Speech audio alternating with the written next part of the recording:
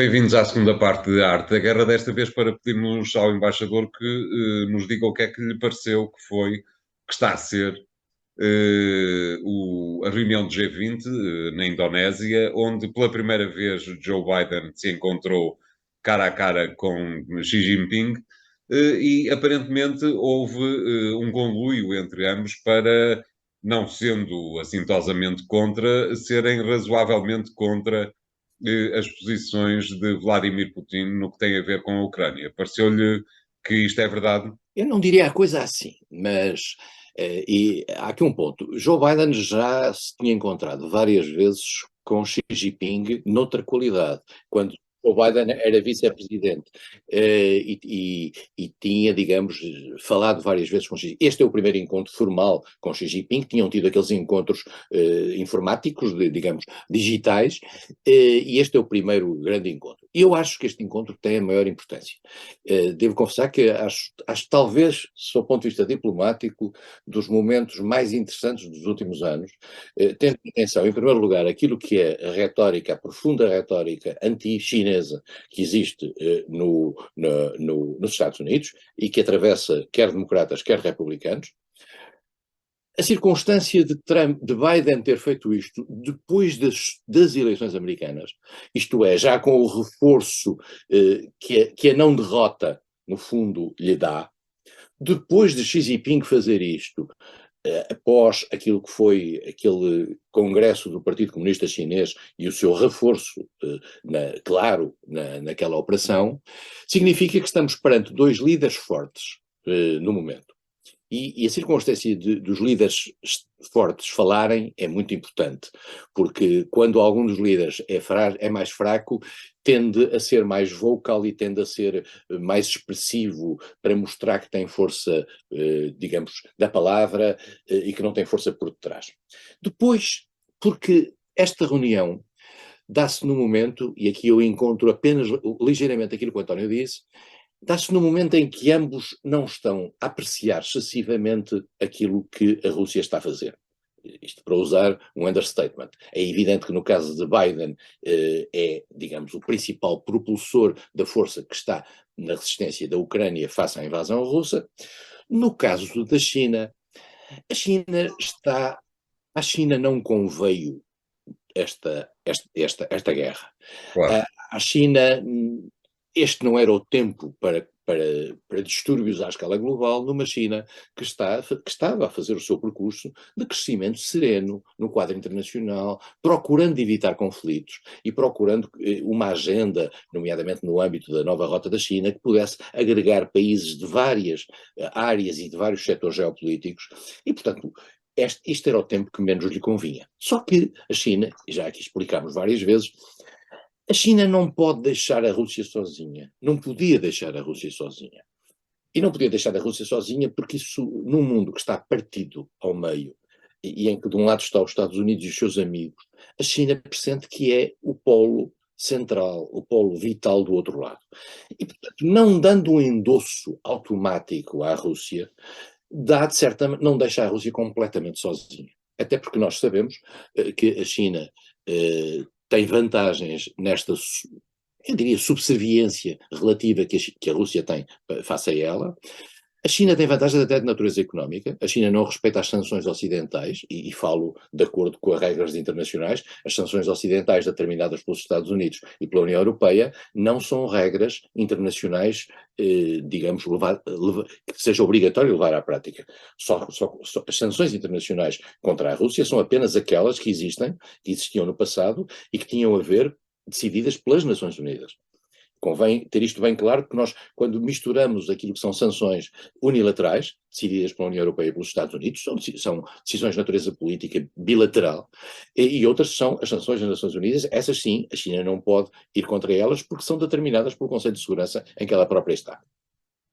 E, portanto, a China tem uma linguagem, e já vimos isso aqui há dias, quando da reunião da cooperação de Xangai em Samarcanda, que a China tem uma linguagem de alguma distanciação face à Rússia. Mas em particular, e foi claro isto no encontro que antecedeu o início do G20, há aqui uma linguagem sobre a questão nuclear.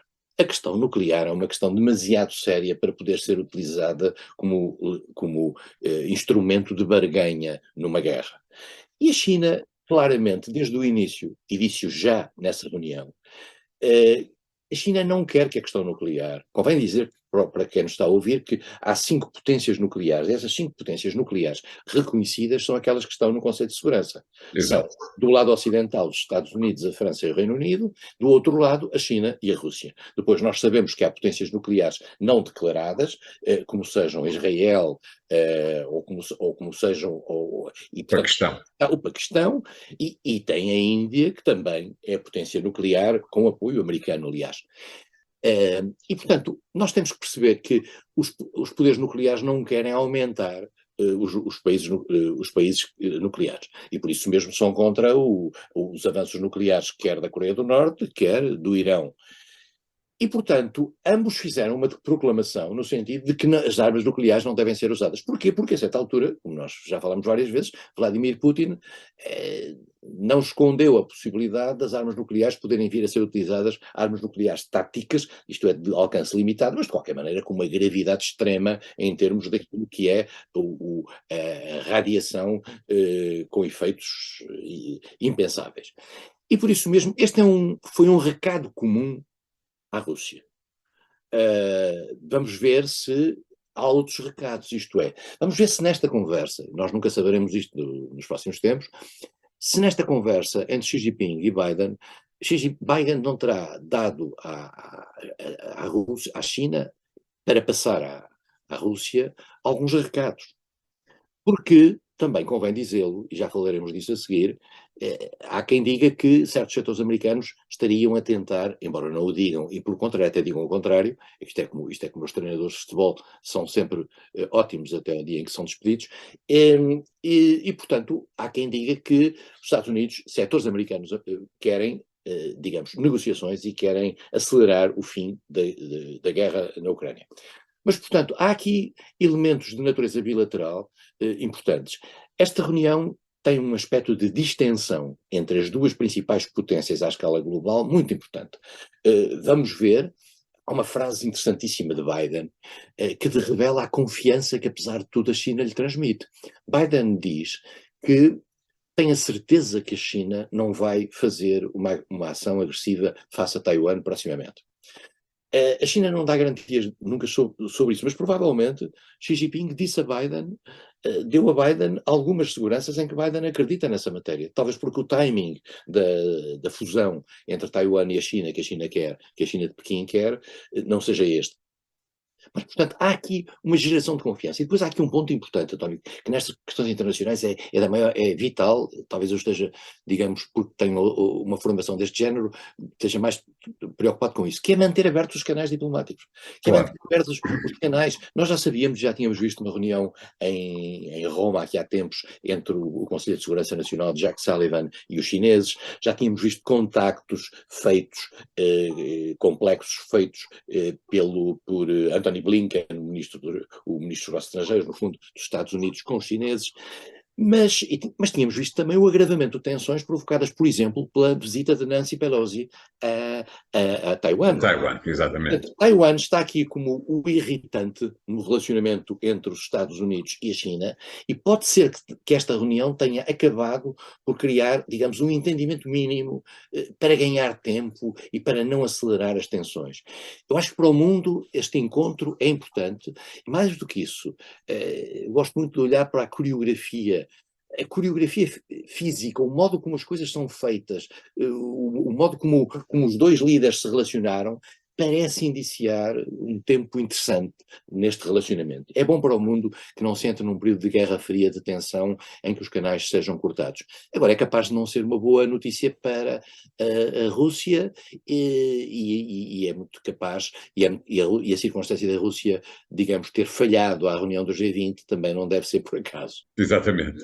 Para uma resposta rápida, embaixador, era capaz de aceitar a teoria segundo a qual a China e os chineses são conhecidos por serem um povo paciente, estará a apontar o ano de 2049, isto é, os 100 anos da Revolução Maoísta, para fechar a questão de Taiwan, isto é, a anexação, de alguma forma, de Taiwan? 2049. Eu, nessa altura, talvez já não possamos falar sobre esse assunto. À época, eu já É cá muito não provável que não. estarei para desenvolver essa teoria, porque tinha que ter 100 e tal anos, mas os chineses têm todo o tempo do mundo.